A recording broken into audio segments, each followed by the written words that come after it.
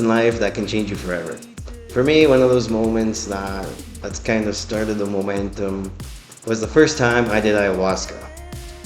Today, I'm going to share my experience, my first time ever doing ayahuasca, kind of guide you guys through it, about the different phases, my different emotions, different reflections after doing the whole ceremony. So basically, ayahuasca is a drink that these shamans can go out into the jungle here in the Amazon, and they get a root and a leaf and they mix it together, boil it up, and they create this brew, this concoction, this terribly tasting drink. And you drink it and it releases the chemical DMT into your brain, and you go through a whole cleansing ceremony.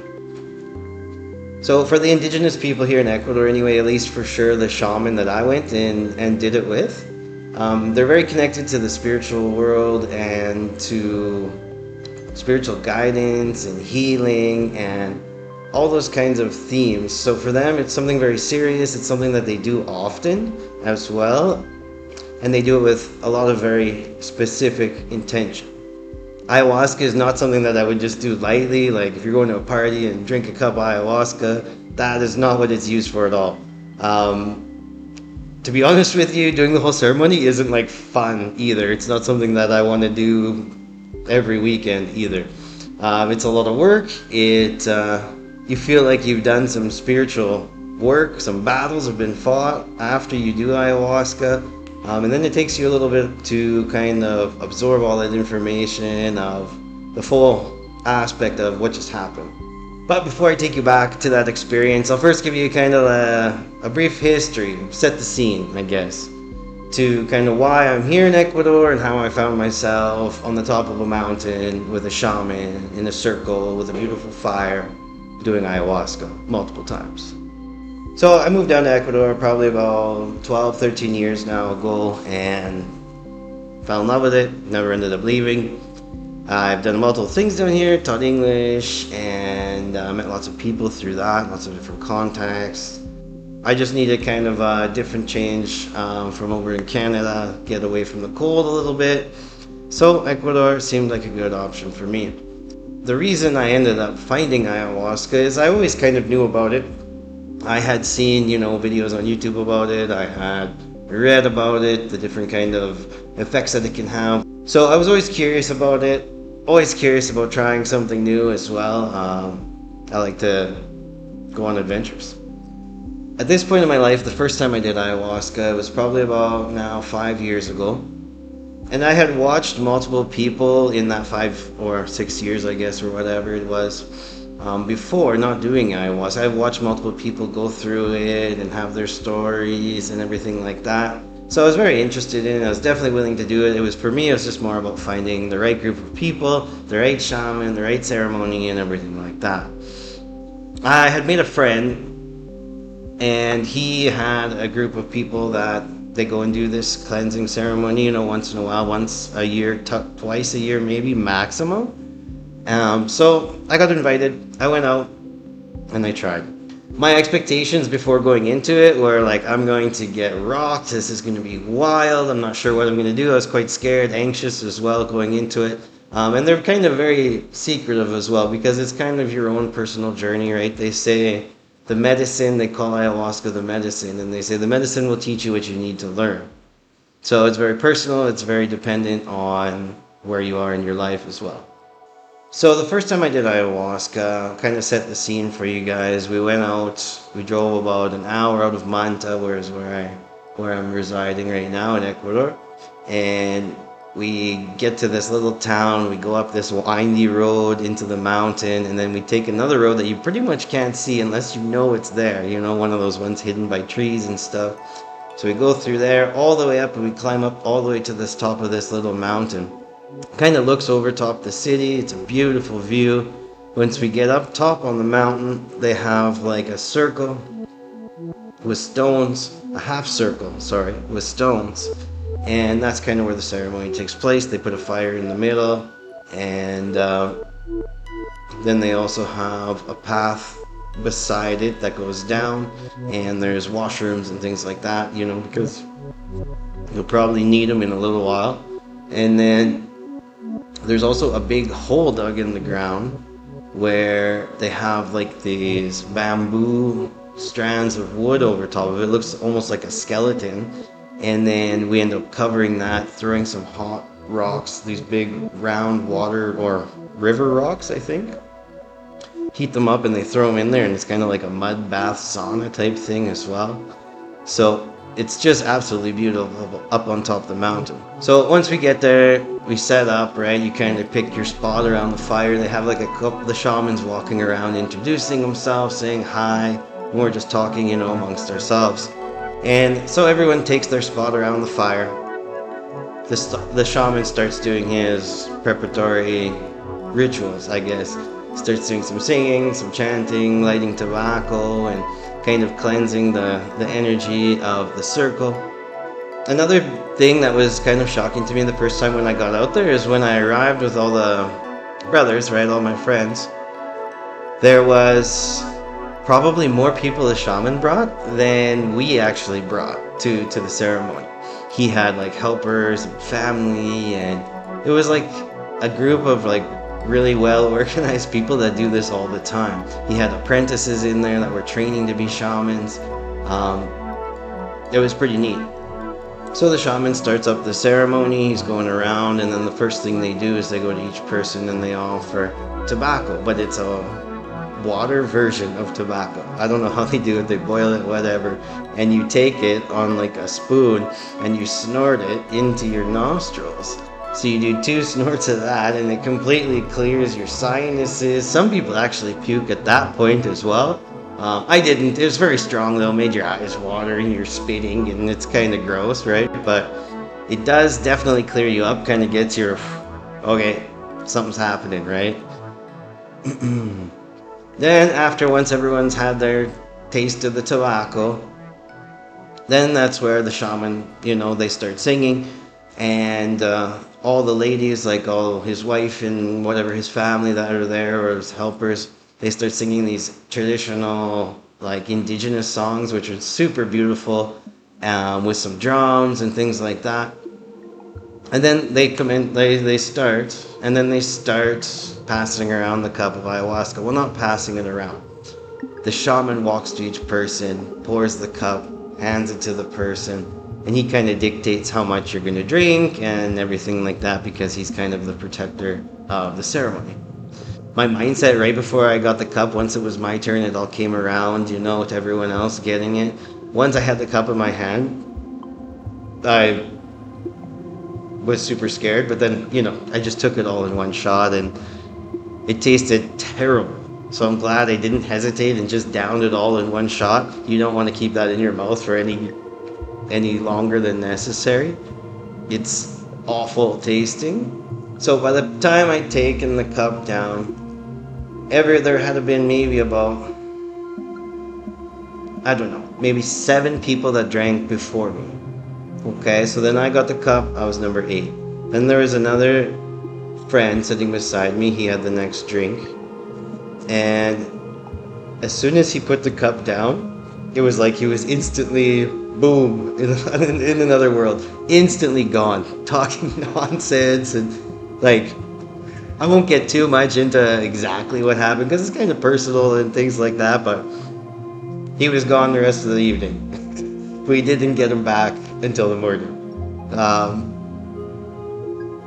So anyway, that was happening right beside me, right? I had a lot of distractions in there as well, and I was feeling a lot of anxiety too, because I don't really know how much I just taken and how strong it's going to hit. If it's going to hit me like that, oh my God, right? So I'm sitting there, and I start feeling my stomach go boom, boom, and before that, everyone's already puked already, at least the 7 before, because some people will take it down and just it'll be like 1, 2, 3, 4, bah, finished. Yeah, already vomited. But for me, it stayed for a little while. So I ended up puking, purging all the ayahuasca out. And during this time, I started to see a little bit of visions, but then I'd get distracted again. I'd get distracted by the person sitting beside me, unfortunately. And then I tried to just kind of let go and meditate a little bit. but still, everything, it was just a kind of a zoo. It seemed like kind of a zoo to me. So this guy's puking over here, someone's saying something over there. Then we got this crazy singing and drums and everything going on. And then we have the fire keeper as well, which I haven't mentioned yet. But they have a fire and they build it in a really traditional way, so all the energy and the spirits can, all the bad juju, bad spirits can go out through the fire. So there's a dedicated man to watch the fire and keep it rolling. But he's doing ayahuasca as well. So is the shaman. So is all of his family. Everyone there was doing ayahuasca. So as we continued the night, it was probably about, I don't know, maybe 1, 2 in the morning. Everyone's kind of coming down off the drug. I didn't get any visuals, like DMT visuals that everyone talks about. After the ceremony, we do San Pedro to kind of bring you back to a balance. So doing that, and then from there we take a cup, or we drink a cup of that, and then from there we go into like this underground, not underground, but it's like a hole dug out in just mud, and then inside that little bowl shape there's another hole deeper that they throw these big hot rocks in. So as we're coming down drinking San Pedro, they light this big bonfire. And that's actually my picture in this thumbnails. If I sneaked that picture when I was at the ayahuasca ceremony one of the times. And it's just beautiful. So anyway, they do this big bonfire, and these rocks heat up a lot, and then they take like antlers from like deer, and they grab the rocks with these antlers and they roll them into that hole, boom, and they land in the bottom, and then they tarp. So we all get in there in the mud all around the edges, and it just gets super hot. And then the women get in last, so they're closest to the door. And then the singing and chanting starts going for like at least another 1 or 2 hours. So the time we enter this like sweat mud lodge, it's still dark. It's probably like 1, 2 in the morning, 3 in the morning, around there, right? Or maybe 4, 3, 4, around there. By the time we exit that, after all the singing and mud and trying to breathe because it's so hot in that little tarped hole, I guess, in the ground with them damn river rocks, by the time we get out, it's light out. So it's like kind of like a death and rebirth experience almost as well, because you kind of go into it, and then when you come out, you're actually coming out of your trip. And it's light, and it's kind of a really cool experience at that point. I felt it really cool. One of the things too in the ceremony that I found really respectable is that they treat it like very strict. There's rules. You have to walk around the circle, around the fire, clockwise. You can't go the other direction because it's not how the energy flows. They'll correct you, ask you to go the right way. And you're not talking to people, you're on your own spiritual path with your intention. They start the ceremony off with like a prayer, thanking God, and kind of blessing the ceremony. And then another thing I found that was really awesome is it's just like a big family, right? Like everyone there is like seasoned at ayahuasca, so there's no one judges. Whatever happens there, and it's a really loving environment, you know what I mean? So after the ceremony, the first one, I was kind of thinking, like, I wonder why it didn't hit me, or it didn't, give me that full DMT psychedelic experience. But I'm pretty sure from my reflections and everything, like all the contemplating I did after, is that ayahuasca, they call it the medicine, right? So it's there to show you what you need to be shown at that time. And it works better when your system's clear and clean. At that point in my life, I was still getting through some addiction stuff, and let's just say my body wasn't the cleanest state it could have been. And I didn't do any really fasting before it, which I was guided to. I just didn't do it. So that could have been also some of the reasons that it didn't get there. I could have kept drinking ayahuasca, but better to leave the shaman do his job, and when it's time, it's time. So I think a lot of these ayahuasca experiences can be different as well for other people.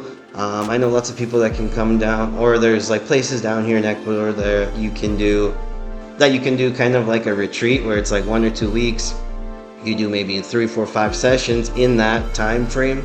But it's a lot more expensive, and I don't know. It sounds more commercialized to me than the experience I got. The experience, the reason I chose to go with the shaman is because this guy is like a local shaman. He goes out to the jungle himself. He makes his ayahuasca himself. They come back in. They can only do it, maybe once or twice a month maximum, because they have to journey to the Amazon, come back, and then do a ceremony and everything like that. And it's not expensive. He charged me $40 for the ayahuasca ceremony my first time. And it was just one night. So you go, you do it at like whatever, 8 or 9 at night once it's dark, and then until the next morning. So it was very traditional. It felt very authentic and very strict as well. They had very strict rules. There wasn't messing around.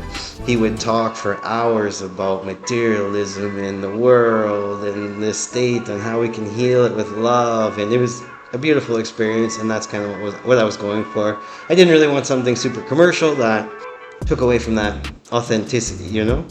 So after saying all that, the first ayahuasca experience, I didn't get the crazy trips. It does come though. I've done it now four times.